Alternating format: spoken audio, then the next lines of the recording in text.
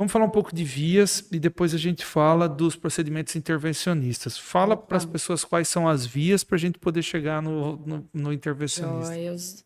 Hoje em dia, quando a gente fala em opioides, em medicações opioides, principalmente, a gente tem via oral, que é pela boca, via endovenosa, que é quando o paciente está internado, quando o paciente está vomitando, os cânceres de cabeça e pescoço, que o paciente não consegue mais deglutir, com sonda, a via transdérmica, que ajudou demais esses pacientes, que é o adesivo. Então, tem alguns poucos supositórios de via retal, mas essas são as mais utilizadas. Sim. E aí, pensando até na parte intervencionista, aí, por que mudar a via do opioide? Porque você poupa a dose. 1 miligrama endovenoso equivale a 3 miligramas via oral de morfina. E 1 miligrama peridural equivale a 300 miligramas via oral. Então, é por isso que a gente faz intratecal, por isso que a gente faz peridural, para a gente poupar opioide e não ter constipação. E até antes de falar de tudo isso que você falou, um pouquinho de complicação, tem um lema no mundo da dor, que todos os cursos, quem faz dor sabe. A mesma mão que prescreve o opioide, prescreve o laxante. Tá começando o tratamento, ainda não teve nada, e tem que ter a receita do lado. Porque vai ter. Vai ter, Vai ter exatamente isso. constipação.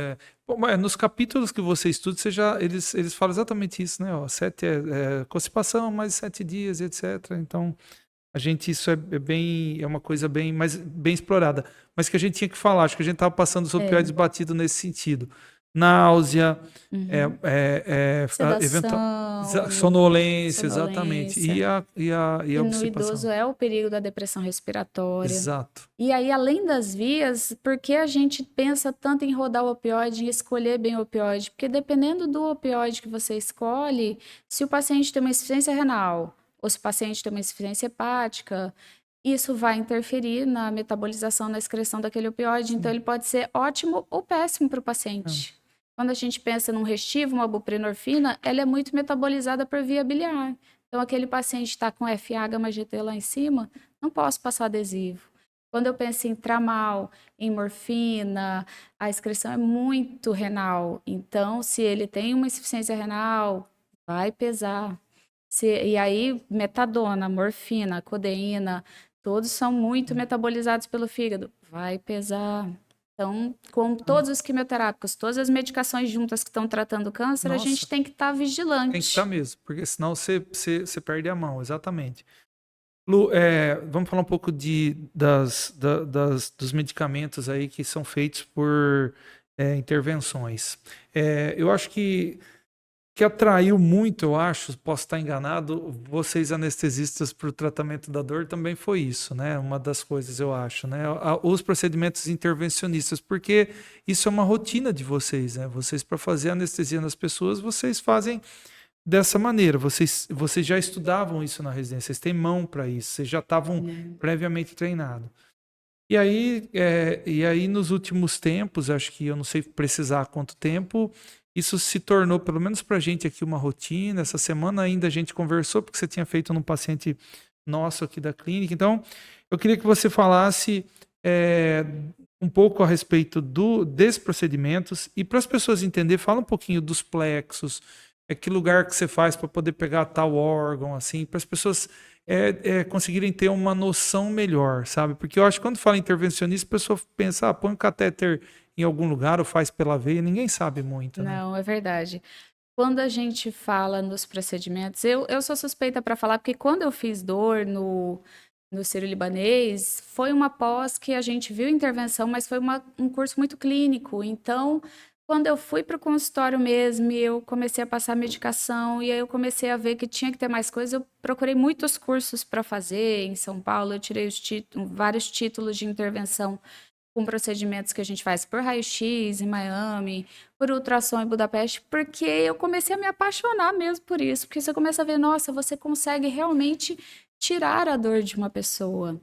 Então, quando a gente fala em procedimentos oncológicos, a gente está falando em quê? Em queimar nervos e estruturas que vão mudar a dor desse paciente.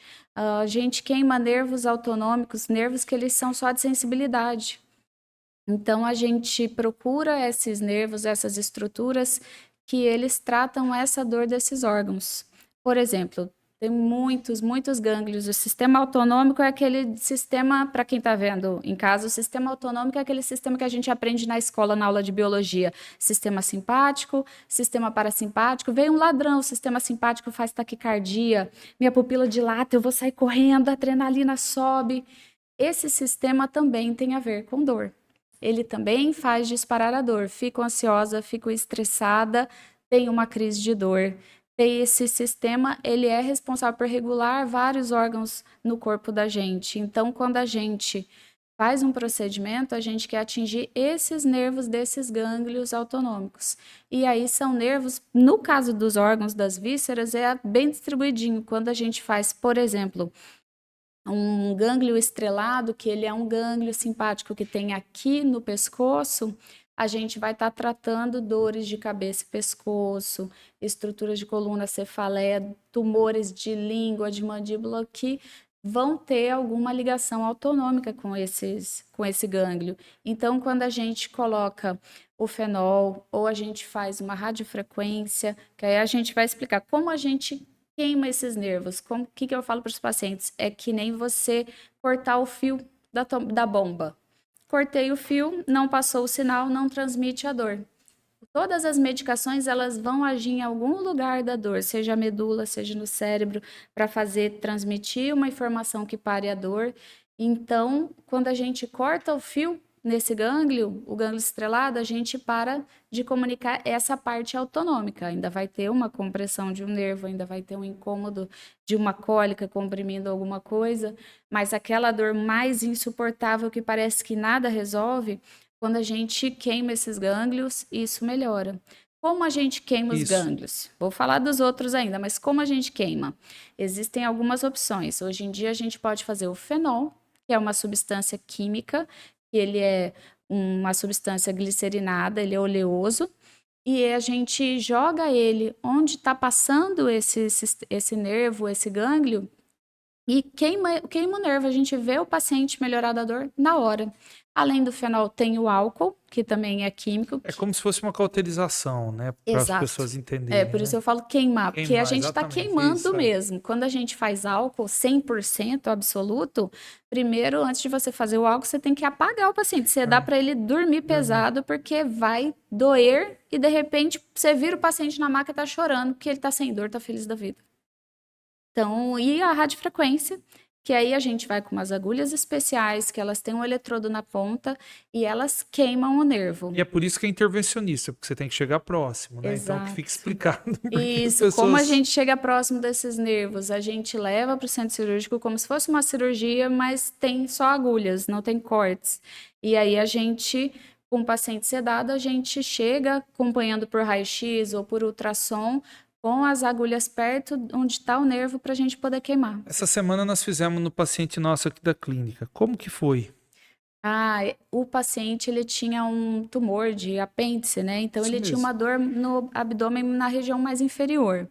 Para isso, a gente fez o bloqueio, né? A gente queimou o plexo hipogástrico superior. Isso. Então, são vários gânglios. A gente falou do gânglio estrelado. Quando a gente tem tumores dores torácicas, dores em membros superiores, tem o gânglio simpático torácico. Aí a gente vai descendo na coluna, tem o esplâncnico, os nervos esplâncnicos, tem o plexo celíaco.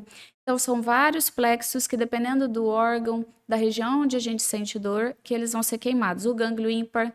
Então, quando a gente fala em parte de dor umbilical, dor intestinal, dor em útero, ovário, próstata, a gente fala em bloquear o plexo hipogástrico superior.